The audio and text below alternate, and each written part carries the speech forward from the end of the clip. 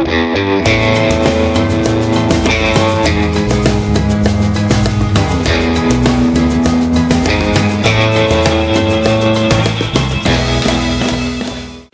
is this thing on? Hello? Hit it again. I think it's on now. Welcome to Hiker Trash Radio, where each week, Doc will drag some colorful characters out of the woods to talk trail and Type 2 fun. If you're aspiring hiker trash, or if you're just looking to understand the hiker trash in your life, look no further. So lace up those boots, gnaw on some jerky, and settle into your 20-mile pace as we fire up the podcast from somewhere deep in the backcountry. It's time to embrace the suck.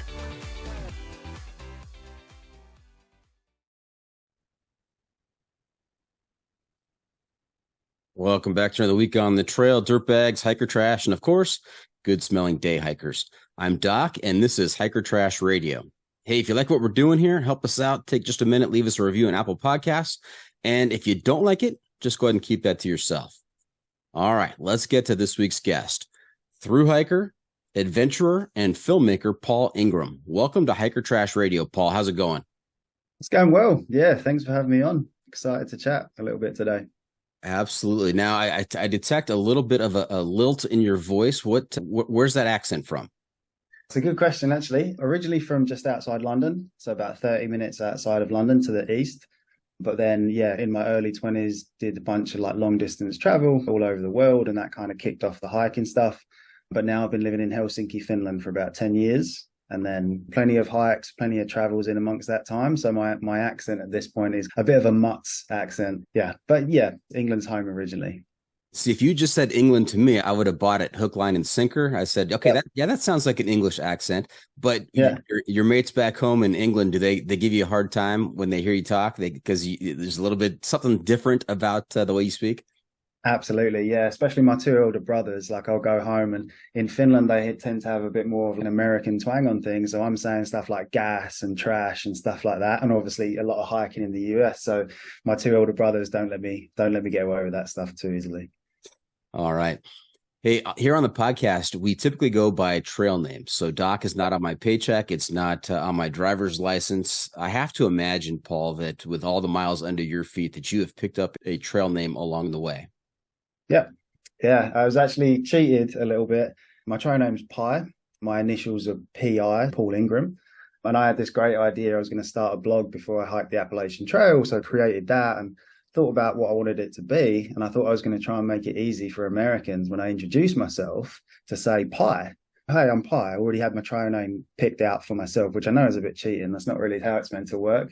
But then went out there, started introducing myself, and people were like, Pie. So like my idea of keeping it short and to the point, like just flew over everyone's head. I'm like, yeah, apple pie, like apple pie. And they're like, oh, pie. So yeah, it took a while, but it stuck. So I did get a little bit of stick for picking my own name, but yeah, is what it is. So that's interesting. You went with apple pie instead of saying like the mathematical concept related to the circumference of circles, pi. Yep. Yeah, because PIE is the trail name. But I was thinking, because in the UK, it's meat pies, if you think of that, or something like that. But then I was like, if I say meat pie to an American, they're going to be even more confused. Apple pie, it doesn't get much more American than that. But still, they were like, they didn't get it. I thought you were going to go with your initials, PI, and maybe growing up with those initials. Sometimes our names impact what our personalities, whatever else. I thought maybe you had a mathematical bent to you because you had those initials growing up. That's the thing. If I'd have left it as PI, people are like, "Oh, you're a mathematician? Do you like maths?" I'm like, "Far, absolutely not. No, terrible at maths. Not interested in maths in the slightest." Not private investigator like Magnum PI. That would have been cool. It would have been cool. Yeah, you got the mustache for it, so there you go. That's true. Mysterious mustache. Yeah. All right. Hey, for the rest of the podcast, it'll be Pi. Works for me. Okay. So, Pi, have you had a chance to listen to the podcast? I have. I listened to a couple of episodes, but didn't dig real deep. I haven't got a lot of time for podcasts as much as I would like to. A lot of the stuff I tend to be doing involves a lot of focus, and listening to a podcast on the side, not really doable. I'm very much a one thing at a time kind of guy. So music in the background, maybe, but I don't have enough time for podcasts, I'm afraid. No multitasking for Pi. Got it. I don't believe in it. I don't believe in multitasking, to be honest. Okay, let's explore that a little bit. Why don't you believe in multitasking? It exists. It's a popular thing. There's a lot of people who do a lot of things all at the same time. Yeah, I just would argue that if you're trying to do multiple things at the same time, you're arguably not doing the best job that you could be on one particular thing. It's a little bit of OCD, that's for sure. But yeah, I definitely just would prefer to try and just do one thing at a time, like block out my day, for example, a couple of hours on this, a couple of hours on that, because I am doing a bunch of different things. I just can't try and do them all at the same time. I just don't have the capacity up here. I'll tell you what, that really is something great to hear from a podcast guest who's going to be spending the next 90 minutes with me. I know that you are solely focused on our conversation today. Phone's on silent, doors shut. Yeah, I think we're good to go. Locked in. Hey, I only ask if you listen to the podcast because I want to make sure that you are aware of a segment that happens at the end of each episode called the hiking hack. And that's where I will turn to you and ask you to share some trail wisdom with our listeners to make their next outdoor experience even better. So don't be surprised when we get there. Sounds good. I'm into it. Okay. And you are expected, of course, to drop some trail wisdom throughout the episode, but you will be on the hook for that one at the end. Oh, I'll save one back for the end then. That's cool. Hold on to that. Okay. Trailblazers Toolkit. That's right. It's time for the Trailblazers Toolkit, sponsored by the ultralight backpacking gear company 6 Moon Designs. Now, Pi, I'd love to talk about gear on the podcast, and I'd love to hear about the most important item in my guest's adventure gear. So if you were preparing for your next adventure and I was the one providing you with all your gear, what is the one specific piece of gear you would insist on being packed? Give me all the specifics on that piece of gear and tell me why you have to have it out there. And this could be any type of item. It could be gear, it could be apparel, it could be a luxury item. So, Pi, what is that item in your toolkit?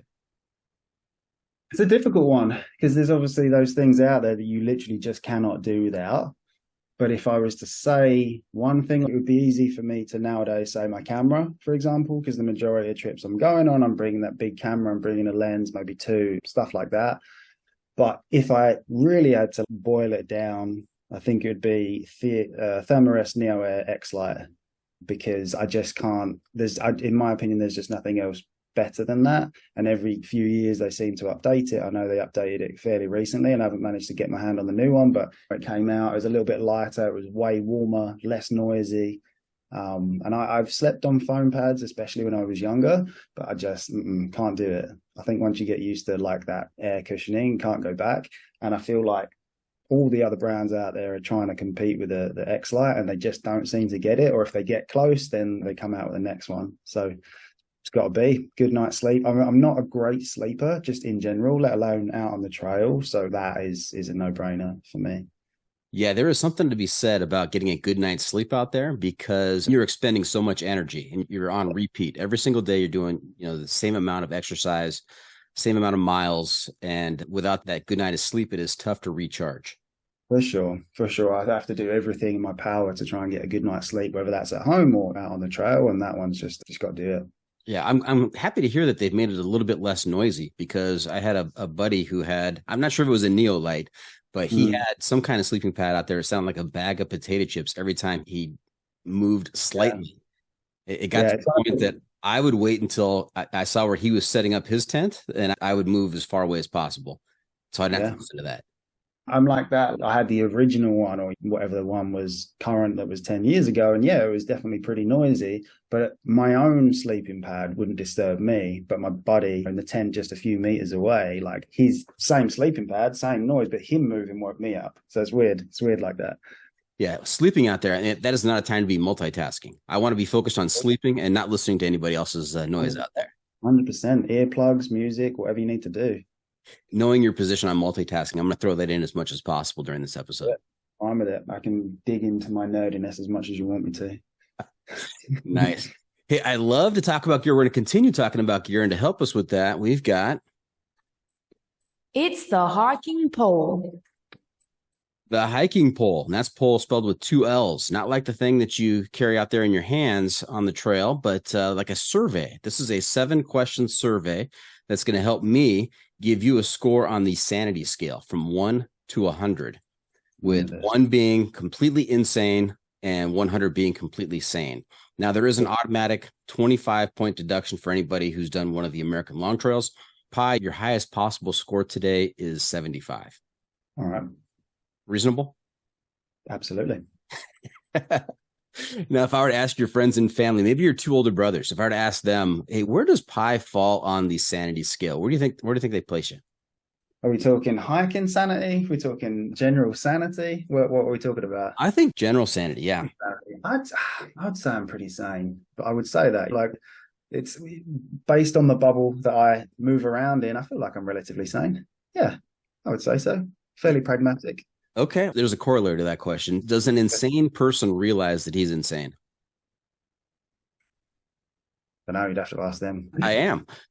Oh, there we go. Yeah, I'm a bit weird, but aren't we all, really? It's just the scale.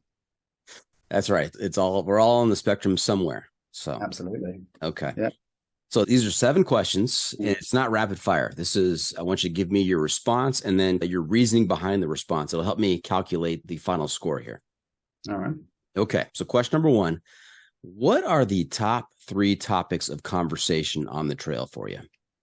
When you're out there and you're hiking with somebody, what are you guys talking about? Oh, it's a good question. I feel like it goes all over the place. If it's like someone that I've hiked with a lot before, we're getting into really everything, talking about home life. And I always feel like it's this balance between reminiscing on stuff in the past, trying to be focused and be in the present, and then planning for the future. What might that, got to do this, got to do that, and then bouncing that off my kind of hiking partner. But if we get into specifics, I would say food tends to be a big one, especially on a longer trip. If it's a week, the hiker hunger doesn't really necessarily get up there super high, but much longer than that, you're talking about food, what you're going to eat when you get to town, or what you're going to resupply on, just to mix things up as much as possible food-wise. So food's definitely a big one. If it's someone that I know pretty well, then it might be like childhood stories or getting to know that person a little bit.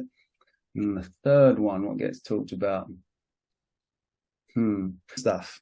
Yeah, I would say nerd stuff. I'm quite a nerd. I'm very much on the kind of sci-fi spectrum of the nerd scale. So if someone's into movies, someone's into sci-fi, someone's into nerd stuff, then yeah, I can spend some time on that. Depends what it is though, because Lord of the Rings, not interested.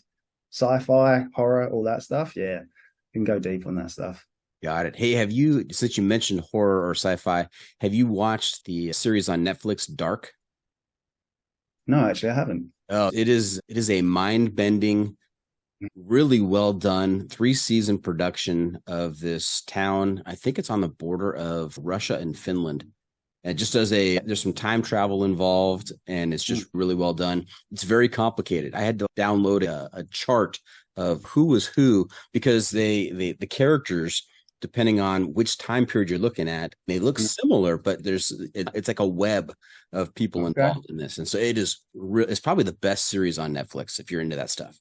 Sounds great. I feel like there's just so much good stuff out there. I could quite happily watch a little bit of a good TV show or a movie every night if I had time to, because it's one of my big passions is films and filmmaking. But yeah, I don't know about that one. And the fact that it's set on the Russian-Finnish border is pretty appropriate. It's that way. It's like pretty close, actually, where I'm from. In Helsinki, you're pretty close to the Russian border here. All right. Question number 2. What is the best trail name you've encountered out there?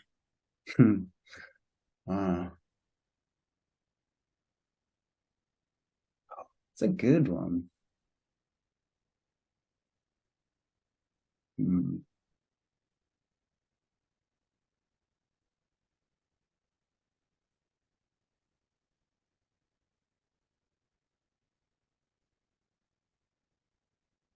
We're still here, folks. He's really racking his brain for that one. I'm trying to ponder it because I'm trying to think that it's either friends of mine that I'm still in contact and looking at some of their trail names.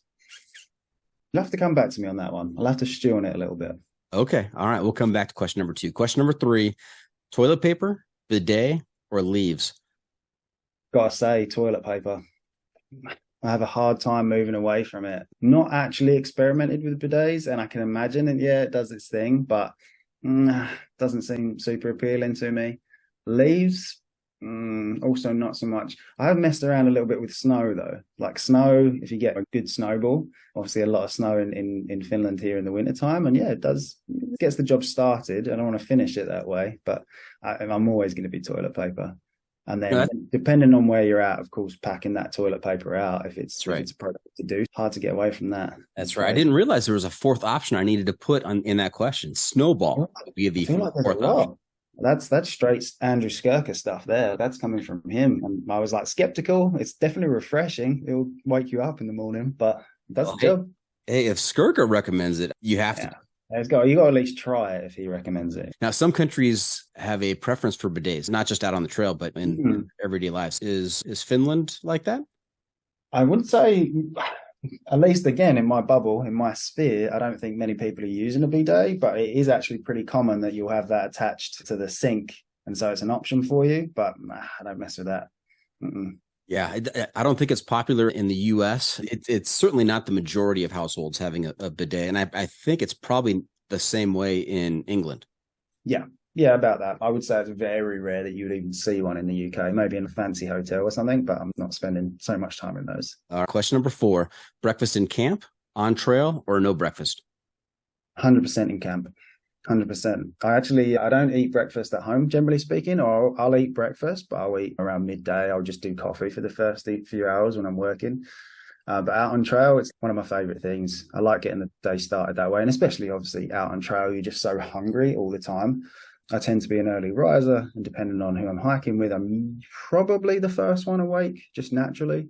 So that's one of my favorite parts of the day is waking up, rolling over, looking outside the tent, checking out what's going on, seeing if anyone else is awake, and making some coffee, making some breakfast, doing as much in the morning without leaving my sleeping bag as possible, like packing everything else away. And that last thing is the sleeping pad, and then obviously the tent. So got it. Mornings, all about cozy mornings for me. Makes a lot of sense. All right. Yeah. Question number 5, solo hiking or tramily? Tramily, all the way. I'm fine with doing a 1 or 2 night trip alone. Like, that's okay. I enjoy that just to get away from things, maybe get away from the city for a couple of nights. But anything more than that, I want to be with people, not necessarily people I know really well. It could be a fairly unknown group of people. But yeah, I'm not a big solo hiker. It's never been my thing. Okay. Question number 6, rank the following in order of your preference: severe uphill, severe downhill, road walk. Preference, like most to least.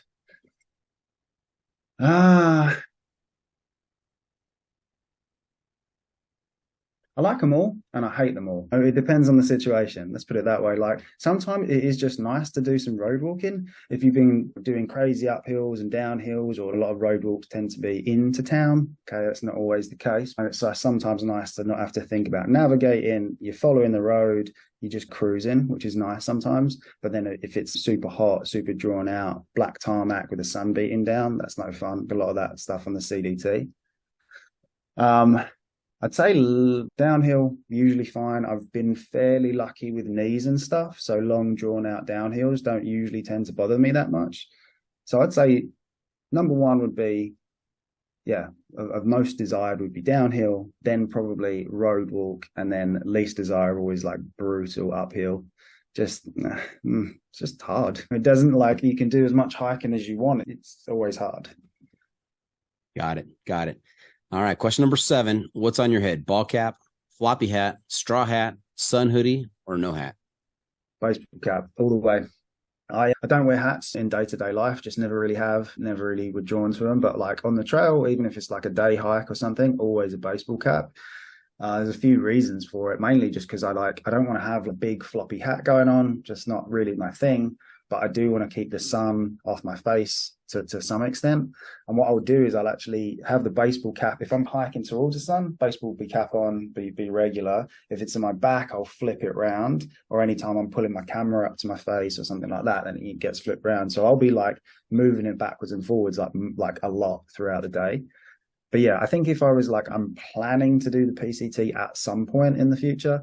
So I think if I do go south to north California, I probably will commit to the big floppy hat, just because that's brutal. That first like month or so in the desert, like pretty rough. And I'm much more conscious of protecting my skin from the sun than I was back in the day. So yeah, maybe then I'll do a floppy hat, but for now, baseball cap.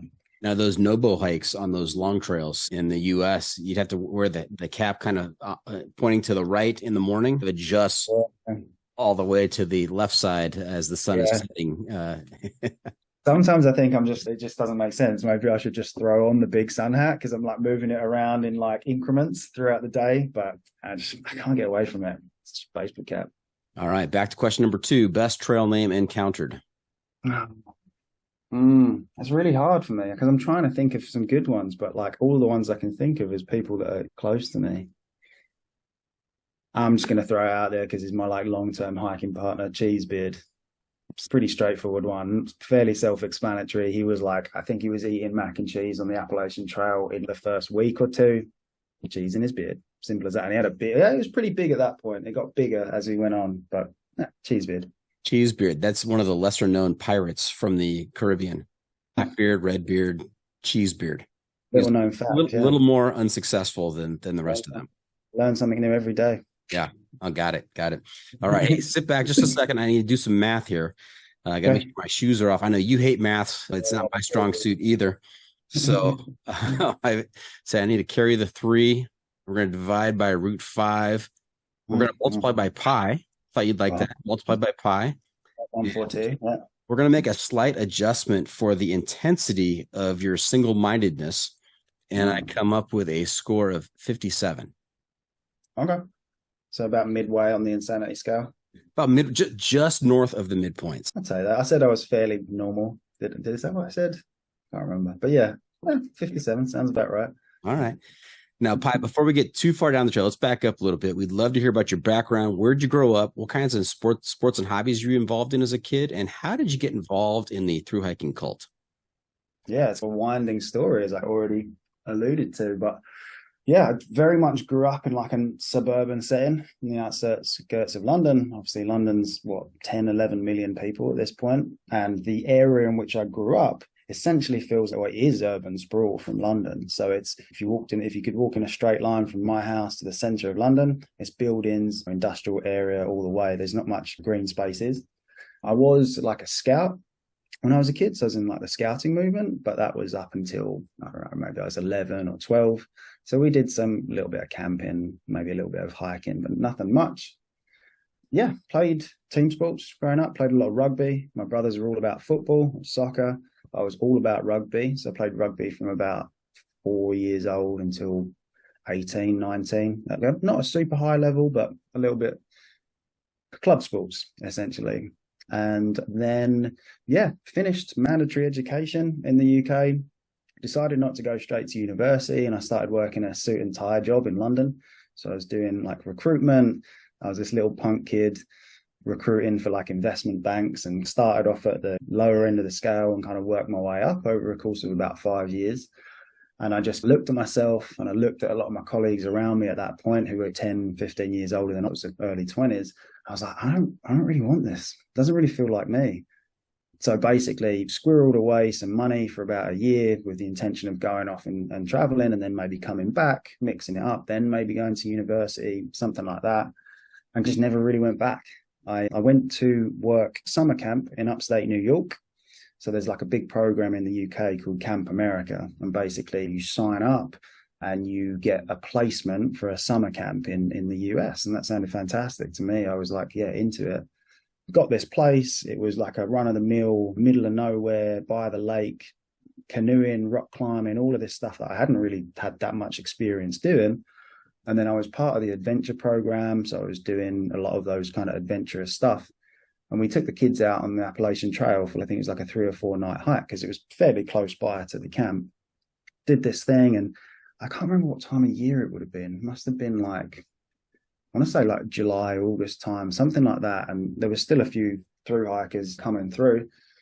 And I had no idea it was even a thing to hike this crazy long trail. I think I'd heard of Bill Bryson's book, like most people had, but got chatting to some of these people, and that felt like maybe that's something I want to do at some point. So put it on the bucket list, didn't really think much more of it. Went home, traveled a bit, met my now partner who I live with here in Finland.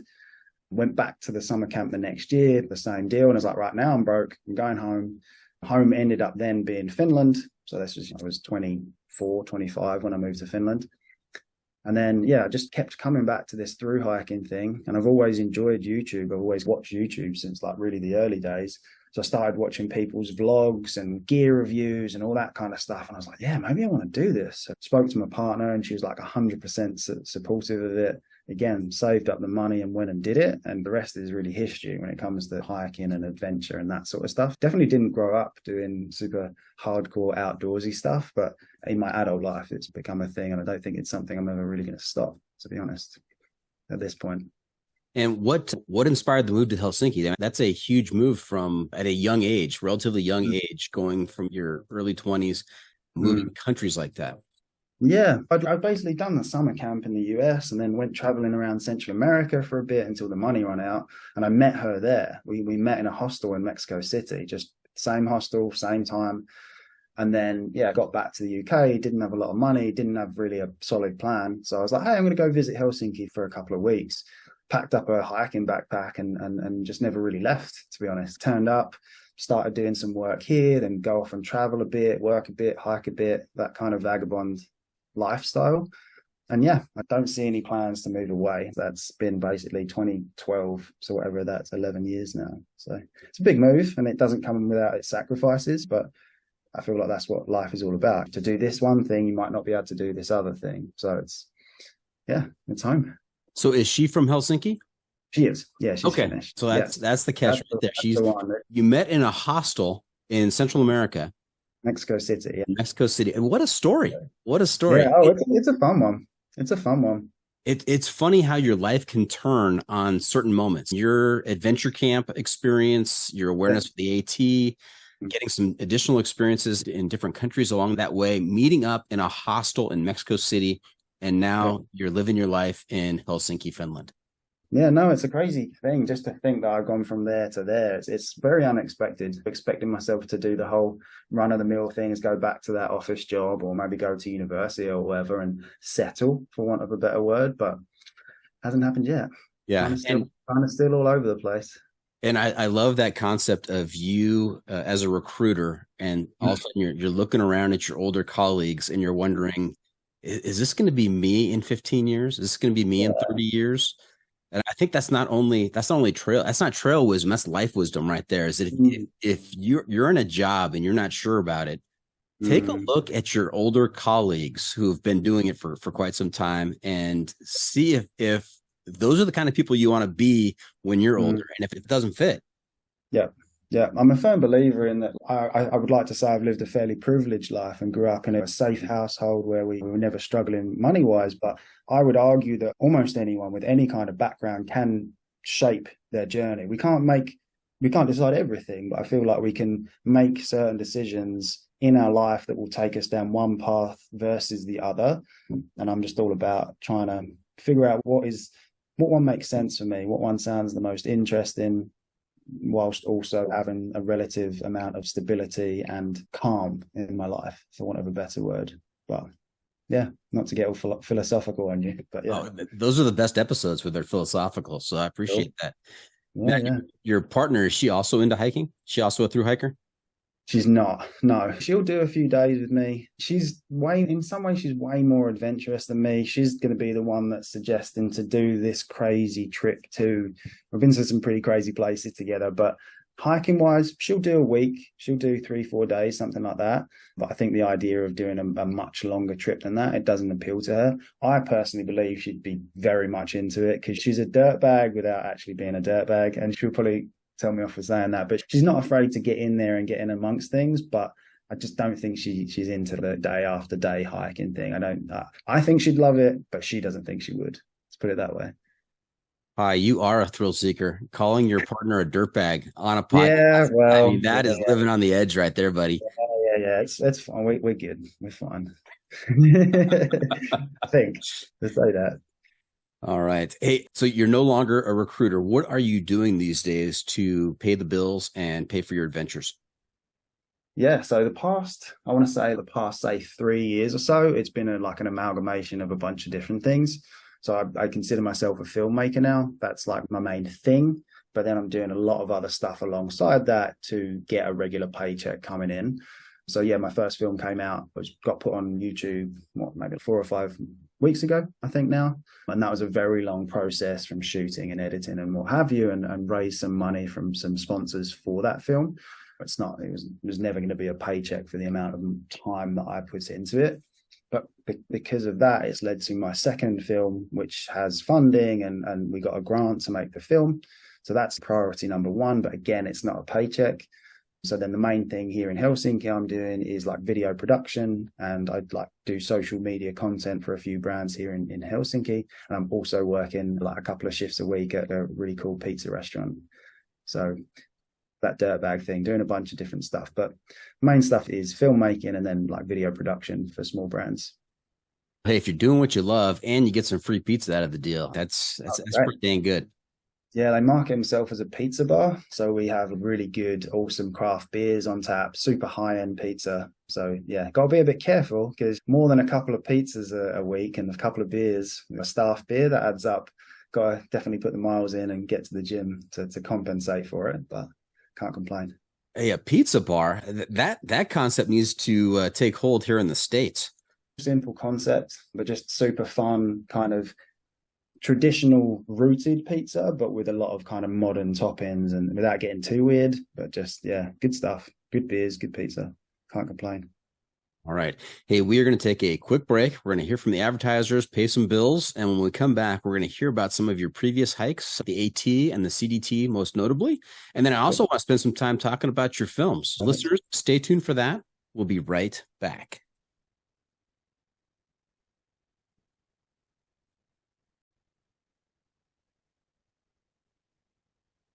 And welcome back. We were talking to Paul Ingram, a.k.a. Pie, and that's pie with an E, like apple pie, not like meat pie. And that's different. It's a totally different thing. Yes. Sweet versus savory. Exactly. I like both. Trying to keep it simple. Yeah. So let's talk about some of your previous adventures. You mentioned the AT, and I think you also mentioned you did the CDT. And my first question right off the bat is, I always like to ask if someone has done the AT and the CDT, they've done 2 of the 3 American long trails. Is there pressure? Is there undue pressure to do that third one and become a triple crowner? I don't feel any pressure to do it. I wouldn't describe it as pressure. It's just more of a want and a desire more than anything else. I have to say it didn't really work out. It worked out this way without me intending it, but I really love the way that it's gone, that I did the AT first, then the CDT, because now, yeah, the PCT, of course, it's long, it's brutal, it's whatever, but arguably the easier of the 3, maybe the most epic. So I'm not worried if I do it in 2 years' time, 5 years' time, 20 years' time. I'll know when I know, and I'm very much excited for it. So it will definitely happen, but I know it doesn't feel like pressure, just a want. It's there. It's there in the back of my mind all the time. Got it. And I loved in the first segment where you talked about your awareness, becoming aware of the AT for the first time. That's always a very interesting concept, moment, angle for me, is when do people first become aware of these amazingly long trails that cover multiple states? And in the case of the CDT and the PCT, going all the way from Mexico to Canada. The fact that you're able to put foot to path, continuous path all the way to cover that distance is just mind-boggling. And so I love the way you put that. A lot of people talk about the first time they saw a thru hiker and they're like, who is this? What are they doing? And why do they look like that? They talk to them and all of a sudden realize that this is a thing. Yeah, it's a wild thing because, like I said, growing up on the outskirts of London, I wasn't aware that you could spend that extended period of time out in the woods and let alone not retrace your steps. It's literally here to here without seeing the same thing twice. That's bananas to me. And it still is now. If you take a step back from it and you think about it, it's 6 months of hiking, 4 months, 5 months, depending on the trail. It's a wild thing. But I think once you've done a couple, of course, your perspective changes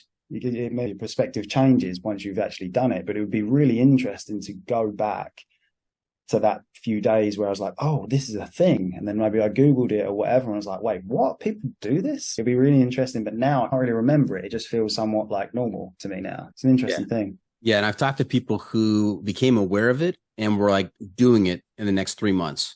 Like 3 months after finding out about it, they're on the trail. And I've talked to other people who found out about it and it festered in their mind for 15 years. And they said, I've got to do this. Yeah. I think it's interesting to tell someone about it has no frame of reference of what it's all about, because there's like such a broad range of responses that you get. Like you get the one person who's like, they're really leaning in and they want to know more, like, but how does this work and how do you do that and where do you get food? You know, they really ask those questions. And then some people you tell, and it's either they don't really understand what you mean, or they really don't care, or they think you're crazy. It's like a big spectrum from one to the other. But of course, it's fun to talk to people about it that are actually interested. Not that they even necessarily might do it one day, but just that they're like, wait, what? I want to learn. I enjoy learning new things. So if someone tells me about something they did, I don't necessarily want to do it myself. I want to hear about that. I want to know about this. Give me more, you know? Now, you talked about finding out about it. You did your research. You went down the YouTube rabbit hole and found out about this kind of stuff. What were your expectations going into the AT, the start of the AT back in 2015?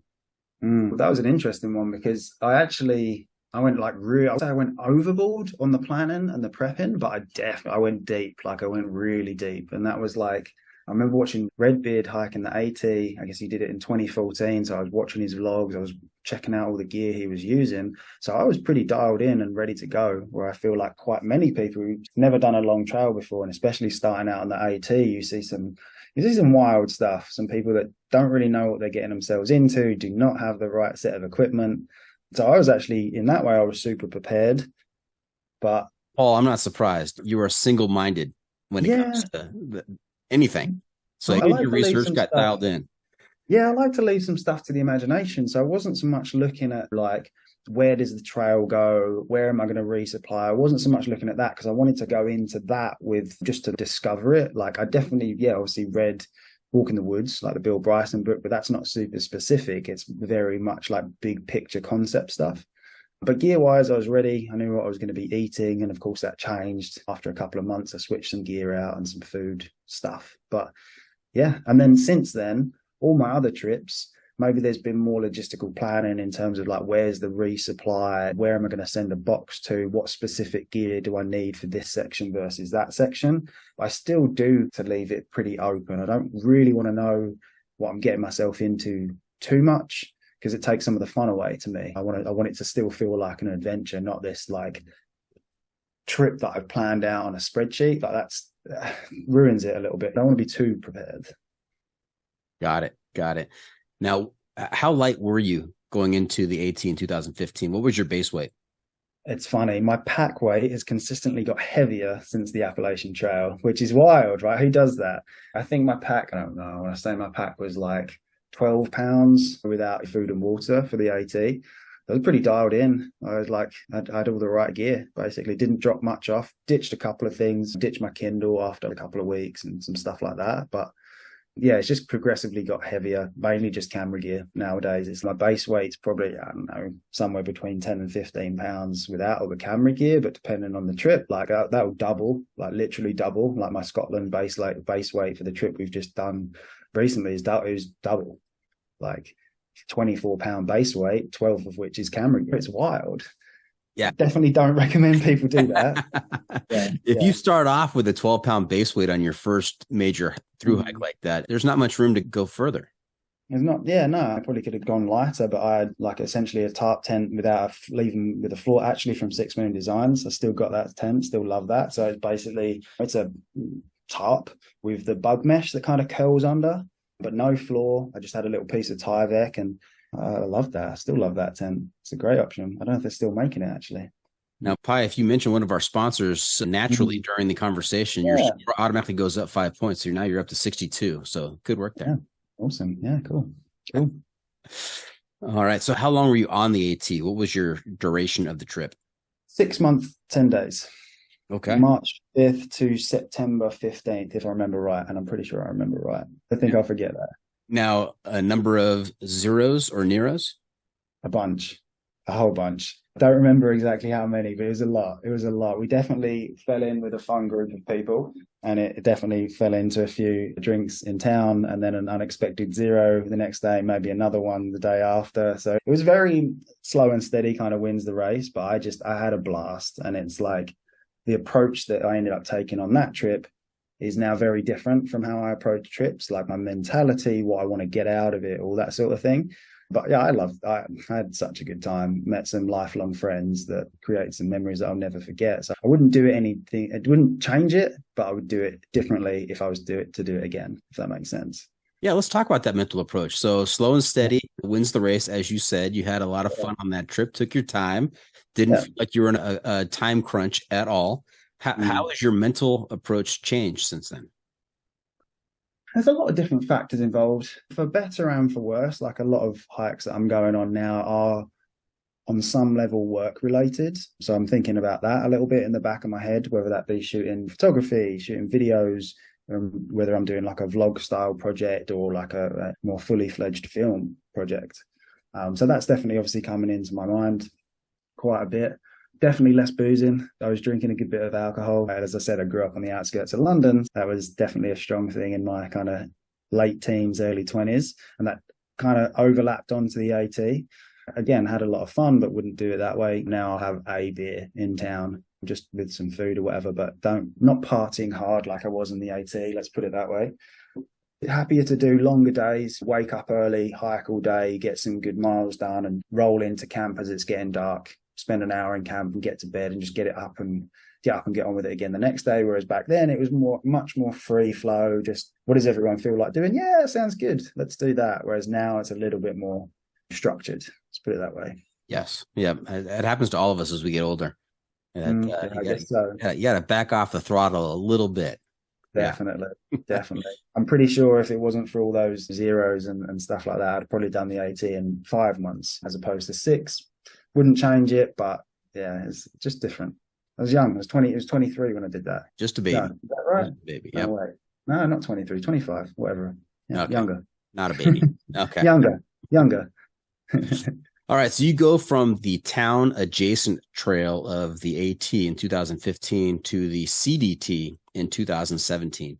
Now, some parts of the CDT, you are nowhere near a town. You're out in the middle of nowhere. And so talk about the different feel of those two trails.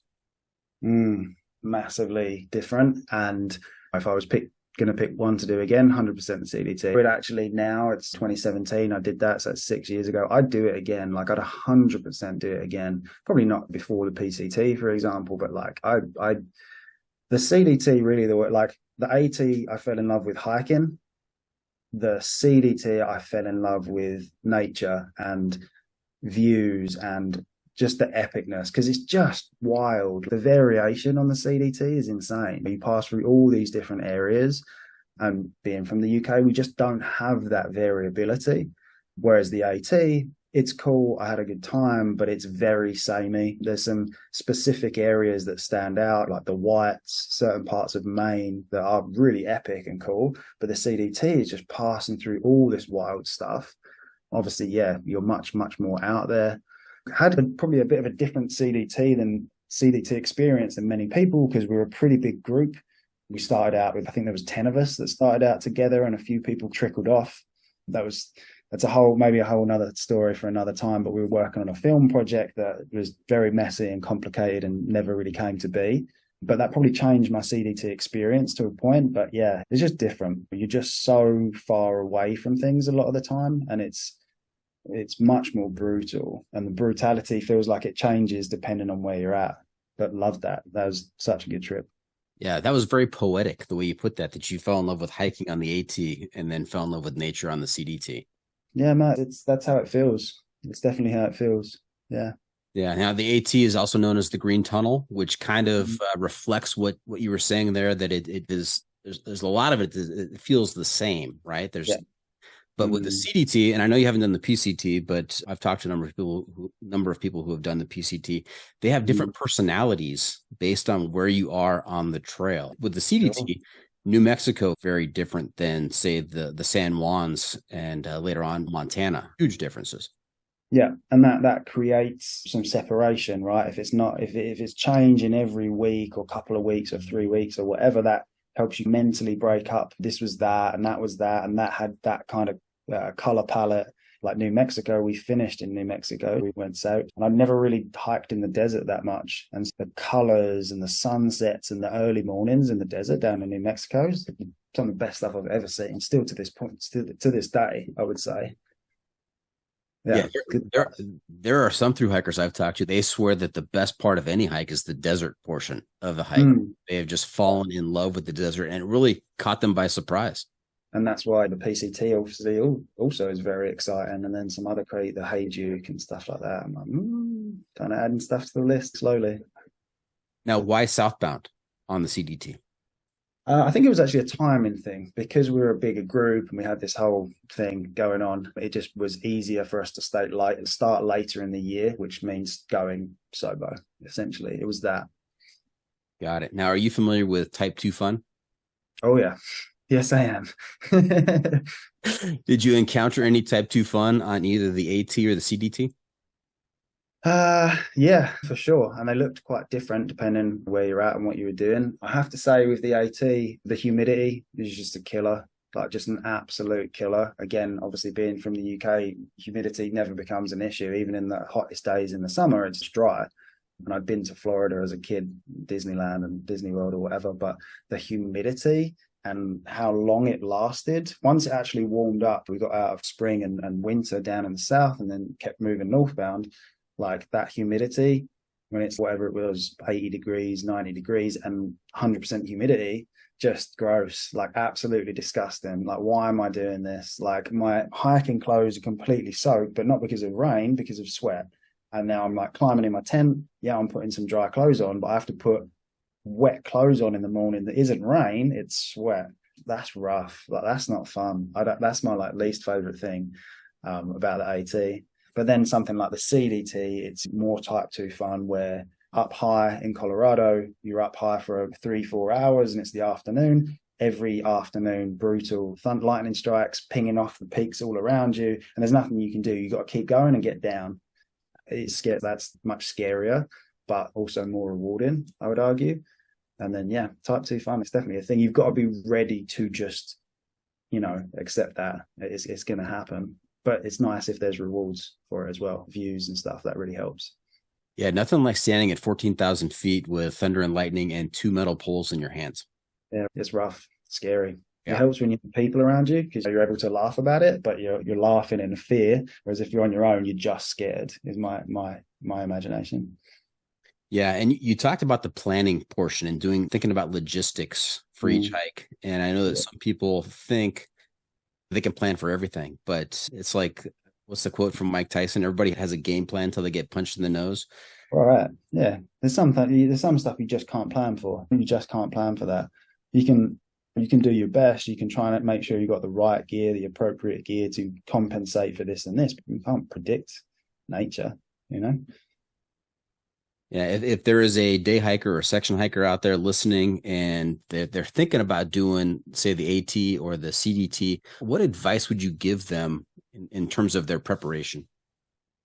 I would say just don't underestimate it because I feel like so many people, I say so many people, maybe that's not fair, but I've seen people that they're really excited about it. They want to go do it. The adventure sounds cool, whatever. And maybe they shoot themselves a little bit in the foot by not just doing that extra little bit of preparation, whether that be hitting the treadmill for a few months before you get out there, putting on a backpack, going for a walk around your neighborhood with a loaded backpack, all these little things, which in the grand scheme of things you're either going to get out there and you're going to succeed or you're not. But I feel like a little bit of due diligence and working on getting your pack weight doesn't need to be ridiculously low. In fact, it shouldn't be. It should be appropriately low and not more.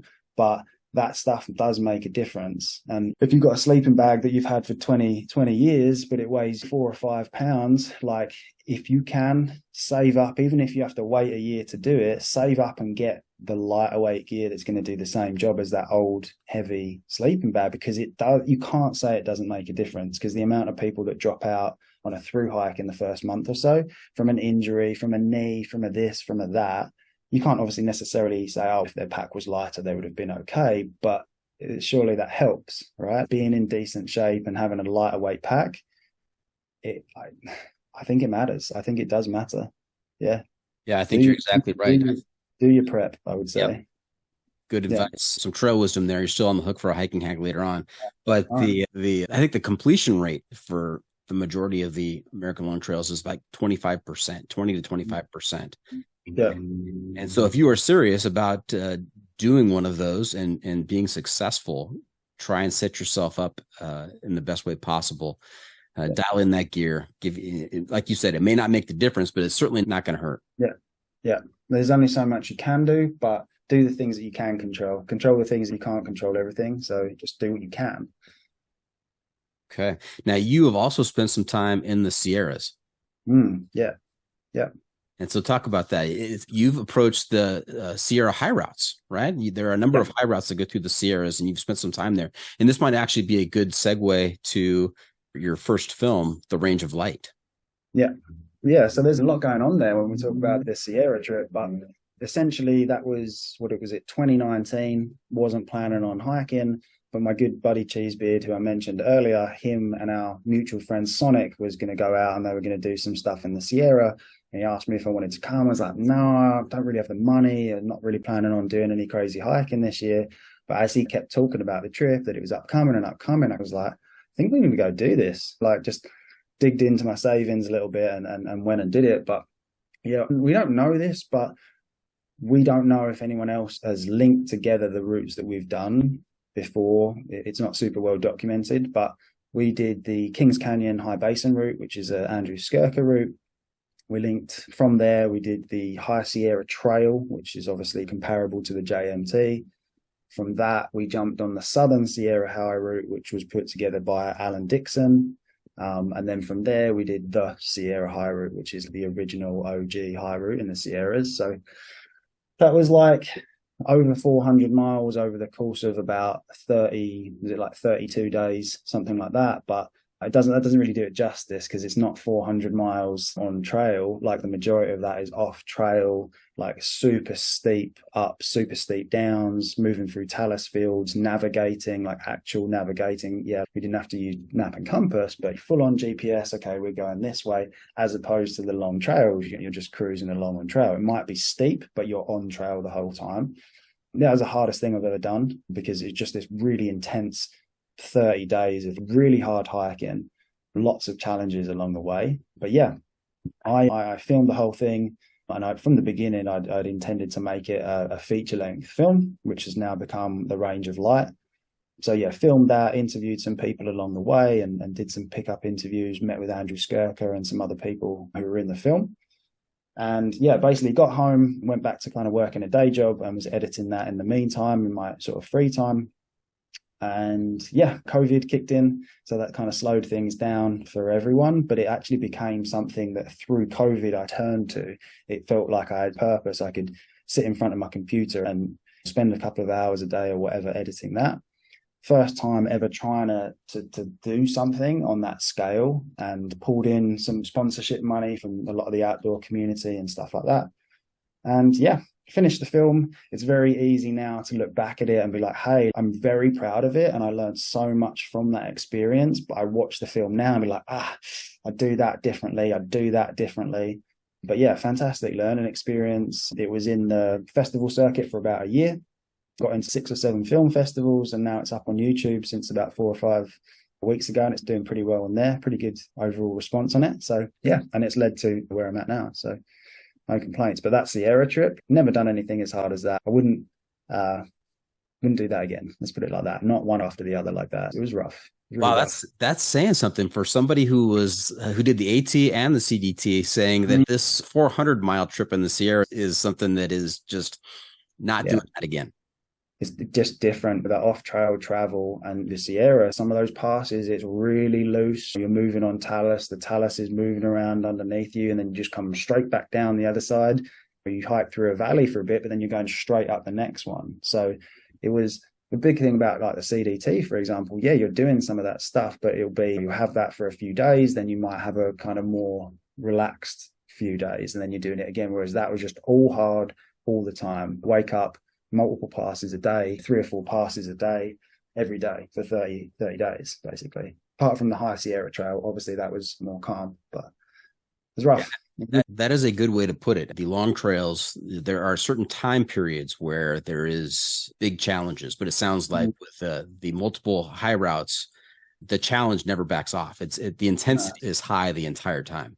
and good amount of risk as well, because you are like, the Sierra is quite remote. If you're in this certain areas, it's pretty remote. We all fell multiple times on this talus, banged an elbow, banged a knee. That could be a broken ankle, it could be a broken leg. It was definitely challenging. Yeah.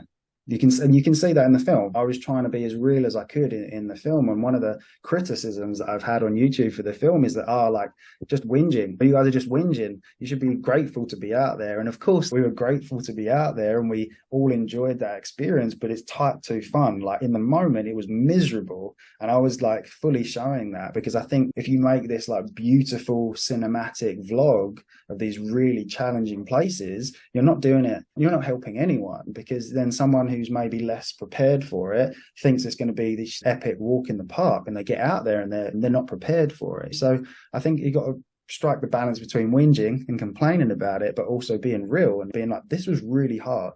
We were scared a lot of the time. Yeah, there's no satisfying people out there. There's going to be critics no matter what. I talked to Nicola Horvat, who goes by the trail name Tesla. He did Why do I hike? And then he followed it up with Why Do I Hike Too? He followed it up because he got so much criticism for his first one, because it was like, oh, it's all sunshine and rainbows out there. There's no, you don't show the hard side of hiking. And then he shows the hard side, and people are like, all you're doing is complaining. You can't win. And then the thing is, I think that anyone that's attempted any kind of more challenging hike, whether it be a 3-day or a 6-month, if they watch the film, then they'll be like, yeah, they were clearly having fun in that day, but then 2 hours later it was awful. Because that's the nature of these things. Like, it's not awesome all the time, like, far from it, but that's also type 2 fun. Like, when you get back home, you're like, that was sick. You can't please everyone. It's YouTube at the end of the day. So I'm proud of it. I'm proud of how that film came out. Now, the title, The Range of Light, obviously comes from the Sierra photographer, Ansel Adams. Yep. And the reference, obviously, that John Muir made to it back in the day. So it is just, there's nowhere else like it that I've been. Just the colors in the Sierra, when it's that orange kind of golden hour, it's wild. Yes, it's wild. Agreed. Congratulations on completing that and the reception it has received, and being on the film festival circuit. That's awesome. What are the main takeaways you want people to walk away with this? There's a lot in there, and when I originally set out to make the film, I had a bunch of different ideas and was planning on cramming it all in there, but had to strip certain elements away. But because we were all three of the hikers, we came from a background of doing the AT, the PCT, the CDT, what have you, so very much experienced. But as I said, that was like on trail hiking. Even the CDT, it essentially is on trail hiking, most of it. The trip that we did in the Sierra is absolutely not. So I think it was just to show people that, like, yeah, these off-trail routes are there and they're fantastic. We had some of these areas to ourselves. We didn't see other people for, 3 or 4 days in certain sections. So it's fantastic, but you really got to work for it. You can't underestimate it. So I would just say to people, for example, if someone's done one of the long distance trails and they're interested in off-trail routes, you can't really approach it the same way that you do those on-trail routes. It's a different animal. So it's epic, and do recommend people go do stuff like that. But you just got to be ready for it, I would say. Yeah. And what kinds of environmental threats are these places facing? Or maybe not environmental, but also threats from the populace? Yeah, it's one of those swings and roundabouts. I don't know if that's a saying in the US, but you get one thing and that affects everything else. For example, there's a reason that people go do the existing long distance trails, because they're fantastic.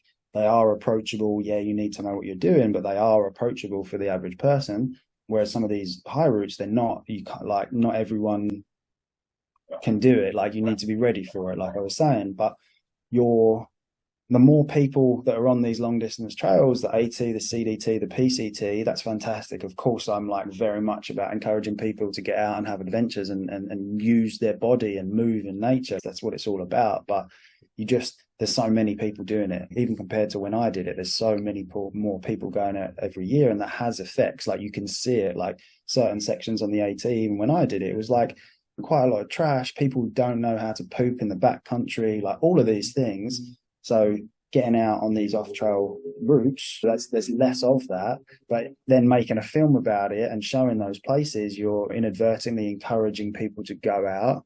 But I feel like guess what I'm trying to say is that not everyone do the same trails all the time. Hundreds of thousands of people, however many people are trying to do these every year, but to look what else is out there, but do it in a responsible manner wherever you're going. Basic leave no trace principles. I would like to think that everyone that attempts something like that knows the leave no trace principles, but evidently not, because you do see some crazy stuff out there. But yeah, I think human impact, and Andrew Skirka says it in the film, and it's like the social media impact. I make a film about this trip that we did. Someone watches that, and hey, I want to go do that. And all of a sudden there's an influx of people in those areas, positive and negative. But yeah, just the human impact. I think obviously there's a huge amount of environmental impact in these places, but that's the next film. Said. And again, you're doing my segues for me. Let's talk about the next film briefly. So you cut your teeth with The Range of Light. You look back on it and say, hey, maybe I should have done this a little bit differently. Maybe next time I'll do it this way. So tell us a little bit about Seasons Lost. Yeah, so I'll try and keep it somewhat brief, but like with anything like this, there's a long winding road to get you to where you're at. But finished that whole project, and that was just all me. I brought in a team to help out with music and stuff like that, but that was all me. Like, that was all my work.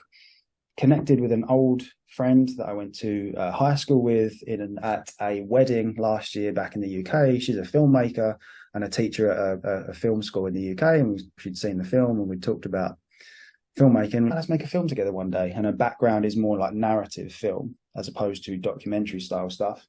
And then I got an email in an email newsletter from Kendal Mountain Festival, which is the biggest outdoor adventure film festival in the UK, saying grant applications, make a 30-minute short film, get X amount of money. It's in partnership with RAB, the UK outdoor brand. Forwarded the email to her, and she was like, yeah, let's do it. And she's got a very traditional background. She went to film school. I didn't. So we put together this pitch and a packet and what have you, sent it off, didn't expect to hear anything back. And then about a couple of weeks later, I got a phone call saying, you've been accepted. Congratulations, you got the grant. So there's money behind the project and everything. So I've got to do the thing now. We've actually got to do it. So a lot of other plans had to change. But essentially, I just got back from Scotland for the second trip. We were there in February and we were there in June. And it's a 30-minute short film called Seasons Lost. And we're basically exploring what's happening with the seasons in the UK. And you could say in the big picture in general, speaking to people along the way. So you might have scientists, you might have local guides or authors, interviewing them. And then we're hiking the East Highland Way in Scotland. We did it in February and again now in June to get like a visual difference of what it's like. But we're really trying to dig deeper on the issues and what is changing. How is winter now compared to 5 years ago, 20 years ago, 50 years ago, and speaking to people that kind of know the answers to those questions. So yeah, we're now editing, and it will be at the film festival, the premiere at Kendal in November, and then we'll go the whole kind of festival route with it, but a much more poetic, environmental kind of film compared to what I've done previously. That sounds fascinating. I would love to take a look at that. If there's any way you can give your favorite podcast host an advanced preview, that'd be. I wish we had something solid to show, but we're in the editing room. Let's put it that way. Got it. A fascinating concept, an important concept. Just the title says it all, right? Seasons Lost. The world is changing, and not for the better. And so any kind of attention we can draw to this to try and make a change is well worth it. Really appreciate what you're doing out there. Yeah, thank you. Yeah, it's fun. Interesting, a little bit sad sometimes, but I think sometimes like important things are hard. Pi, you know where we are right now? I'm in Helsinki. You're in the US somewhere. That's right, US somewhere. Yep. But in the episode... Hiking hacks. Oh, all right. Here we go. It is time for Pi to share a hiking hack, some trail wisdom for our listeners to make their next outdoor experience even better. So what do you have for us, Pi? All right. I feel like I could go in a few different directions, but a really personal favorite. It doesn't always pan out that way. But if I always sleep with a pillow, have done since the AT, always will. Classic inflatable pillow, worth the extra weight in my opinion. But what I always would find it would do is it'll move around because you've got the sleeping pad, the inflatable sleeping pad, and they tend to be the same material, so they slide around, and then you wake up and it's not ideal. So I figured out if I can take an extra layer, it could be a t-shirt, it could be my puffy jacket if I'm not wearing it, maybe even long johns if I'm not wearing it. and pull it down over the edge of the sleeping pad, like where my head would be, pull it down and just tuck the pillow inside there. It just doesn't move around. Of course, it doesn't always work out because maybe you're wearing all your layers or what have you. But if I've got an extra shirt, pull that down, put the pillow in there, stays perfectly in place. And usually those pillows are this like plasticky kind of material. If you put a shirt over it, it's also softer on your face. Win. Brilliant. Brilliant. That is a great hiking hack right there. It works. Highly recommended. All right. So there you have it. We are just about done here. Hope our listeners enjoyed our time with Pi. I want to thank him for joining us this week. Paul, how can our listeners keep up with you on social media, and where can they find updates on your latest adventures? Yeah, probably the first place I would turn to is just Instagram. That's where I'm probably most active. So that's just at Pie on the Trail. That's like my main hiking related page. And then if you want to check out the current project, which is Seasons Lost, that's at Seasons Lost Film. And then, yeah, YouTube, just Pie on the Trail on YouTube. So that's where my most recent film is, and maybe the next one. I'm not sure about that. But between Instagram and YouTube, we've got it pretty much covered. Hey, remember to check out Hiker Trash Radio on social media as well. We are on Facebook, YouTube, Instagram, Twitter, and TikTok.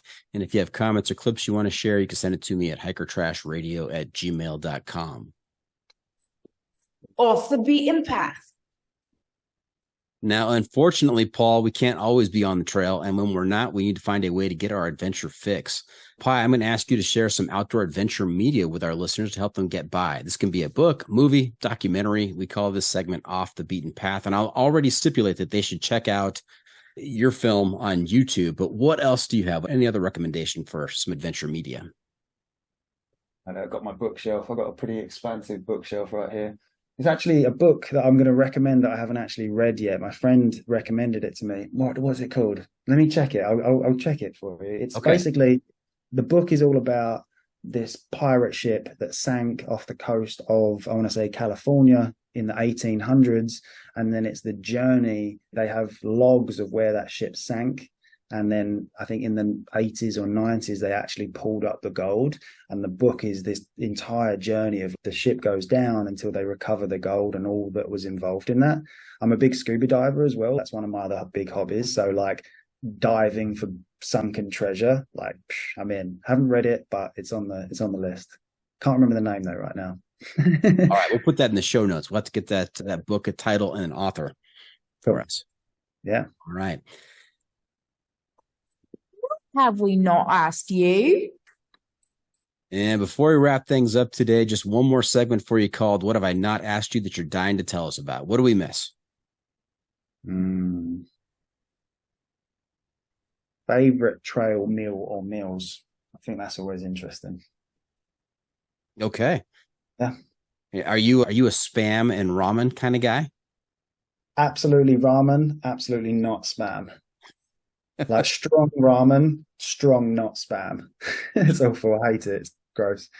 I bounce around when it comes to food. Nowadays, to shave off a little bit of extra weight, because I'm already carrying that camera gear, I'm like going stoveless a lot of the time. So very much looks like breakfast usually looks like granola with powdered milk. Powdered milk's massively underrated, especially powdered coconut milk. It's fantastic. It is out there. You got to go get that. So it's granola with powdered milk for breakfast with coffee. I can make some coffee recommendations as well, but maybe another time. And then couscous with raisins and chili peanuts for dinner. Easy, simple, delicious. Wow, that sounds good. Now, how do you do coffee without having a stove? Cold coffee. Cold brew, huh? Yeah. Yeah. Even if it, of course, depends on the trip. Like I will carry a stove if it's actually cold, but cold coffee, I'm fine with it. I drink it every day. I've got cold brew sitting in my fridge right now. All right. Hey, we are finished. Thank you for coming on the podcast, Paul. We want to wish you the very best in your future adventures and in your film editing. Can't wait to see how Seasons Lost comes out. And we hope you'll consider coming back at some point and sharing some more epic stories with us.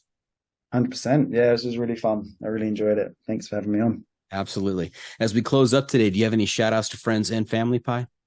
Just always going to be shouting out to Cheesebeard. I'm not sure if he ever is going to be listening to that, but yeah, he's just OG trail family, and we've got lots of other stuff planned together, I'm sure. So yeah, hey Cheesebeard, what's up, dude? Big shout out to Cheesebeard. All right. Hey, thank you for tuning in. Always remember, the trail is the trail. It doesn't care if you want to go downhill. It doesn't care if it's almost dark and you're looking for a campsite. The trail is the trail. Embrace the suck.